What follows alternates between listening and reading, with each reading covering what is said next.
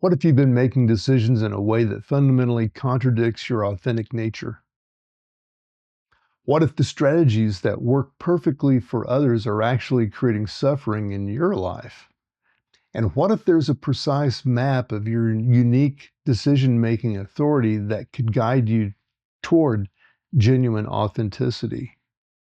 I'm Mark Roach, and welcome back to Transcendent. In our previous episodes, we've explored how much our daily life is performance, how techniques like Meisner's repetition can break through these patterns, and the neuroscience behind authentic presence. Today, we're diving into human design, a revolutionary system that reveals your unique path to authenticity. My exploration of human design began as a character study of its founder, Ra Uru Hu. I approached it with an engineering precision, developed my own system for generating charts, and I even conducted detailed analysis and readings for other people. What began as an intellectual curiosity transformed into profound personal insight when I discovered my own design. I'm a generator, and I'm a triple split with 3 open centers, a G center, a throat, and an emotional. This explains so much about my life experience, my natural ability to guide others and sensitivity to recognition, and most importantly, my tendency to take on others' identities. That open G center revealed why I'd been susceptible to performing in different versions of myself depending on who I was with. For those unfamiliar with human design, it synthesized ancient wisdom systems with modern science to create a detailed map of your energetic nature. Using your birth date, it generates a body graph showing which of your energy centers are defined, consistent, or open, which would make them variable. There are 5 basic types in human design. Manifestors, who are designed to initiate and impact others. Generators and manifesting generators, who are designed to respond to life with their powerful sacral energy. Projectors, who are designed to guide and direct energy when recognized. And then finally, reflectors, who are designed to mirror and evaluate the health of their communities.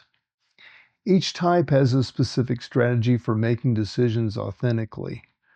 And when we ignore these strategies, we experience what's called not self symptoms. I sometimes just see it more simply as self-betrayal. But when we're performing, and rather than living authentically, and understanding my design as a generator was transformative for me. For years, I'd tried to operate like maybe a manifestor, initiating projects and pushing through resistance, created exhaustion and bitterness. I couldn't understand why. I mean, these were approaches that seemed to work for others, but they left me depleted and lost. Learning my design helped me to wait to respond before sharing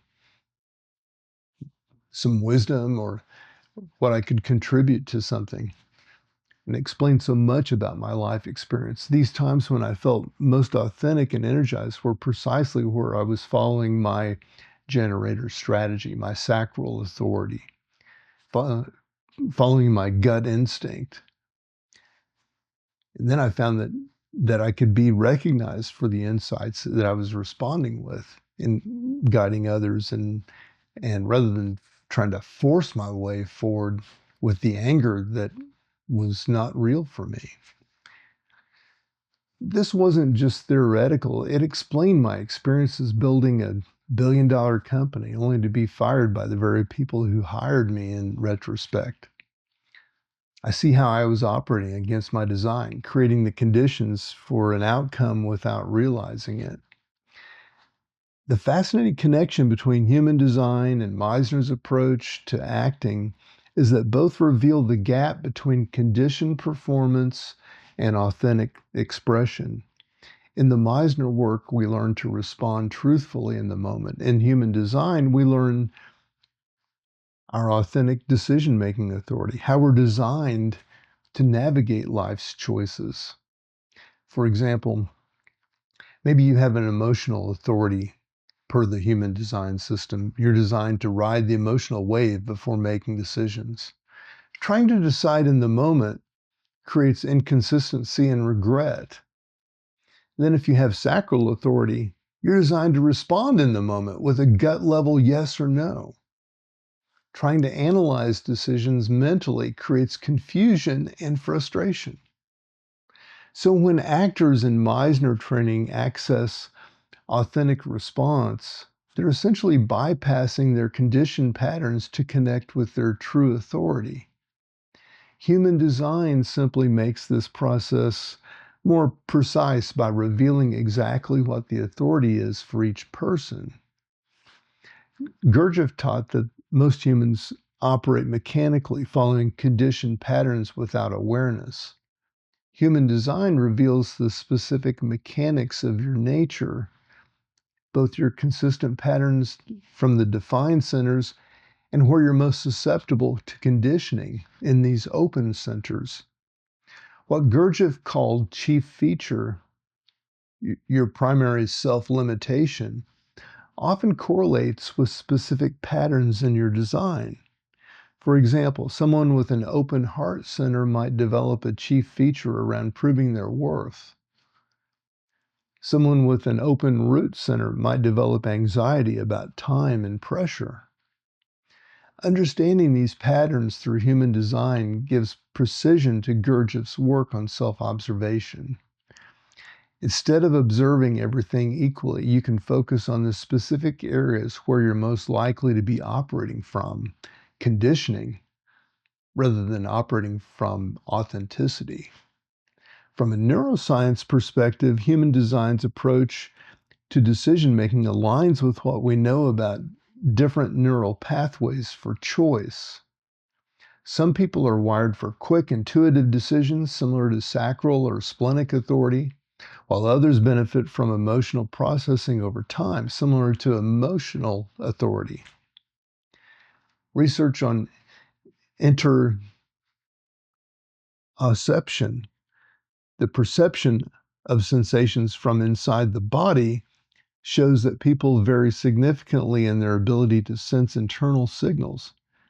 Human design accounts for these differences by describing various forms of inner authority, from emotional waves to physical sensations to intuitive knowing. When you make decisions aligned with your design, you're essentially using the neural pathways that are most developed and reliable in your specific brain-body system. This reduces cognitive dissonance and creates a sense of alignment that feels like authenticity. Human design also reveals your specific shadows, the aspects of yourself that you're most likely to project onto others or remain unconscious of. Your open centers show where you're designed to take in and amplify energy from others, often leading to confusion about what's you and what's not you. For example, if you have an open throat center, you may unconsciously mirror others' communication styles while believing you're expressing yourself authentically. If you have an open solar plexus, you might amplify others' emotions while thinking these intense feelings are your own. Recognizing these patterns is profound shadow work. It allows you to discern between your authentic nature and your conditioned performances, creating the possibility of genuine choice rather than automatic reaction. Let me offer you a practice to begin exploring your own design. First, get your human design chart. You can find free chart services online using your birth date, time, and location. Identify your type, whether you're a manifestor, generator, projector, or reflector, and read about your basic strategy. For 1 week, experiment with following this strategy consciously. If you're a generator, wait to respond. rather than initiating. If you're a projector, wait for recognition before sharing your wisdom. Then keep a journal. Keep track of how this makes you feel when you're following your strategy versus when you fall into habitual patterns. Notice particularly any resistance that arises. That this resistance often reveals where your conditioned performance is most entrenched. This experiment isn't about perfectly following your design. It's about creating awareness of the gap between your authentic nature and your conditioned patterns that you're living or have been living. When we integrate human design with Meisner's approach to authenticity, Gurdjieff's understandings of mechanical behavior, and the neuroscience of decision making, we create a comprehensive map for authentic living. Human design reveals your specific path to authenticity. Meisner techniques provide practical tools for accessing authentic response. Gurdjieff's self-observation creates awareness of mechanical patterns. Neuroscience explains why these approaches work at a biological level. Together, these systems offer both the map and the methods for transcending performance and accessing genuine presence. Understanding your human design isn't about limiting yourself to a fixed identity. It's about recognizing the specific ways that you've been conditioned to perform against your nature, creating the possibility of authentic choice. In our final episode of this particular series, we'll explore integration, bringing your shadow into the light through embodied practice, how to work with the disowned aspects of yourself that emerge as you move forward toward greater authenticity. If this resonates with you, please subscribe and share your experiences in the comments. If you explore your human design, I'd love to hear what insights emerge for you. Remember, authenticity isn't about becoming someone new. It's about recognizing the truth of who you've always been beneath the layers of conditioning and performance. Until next time, I'm Mark Roach, wishing you moments of genuine presence in a world of performance.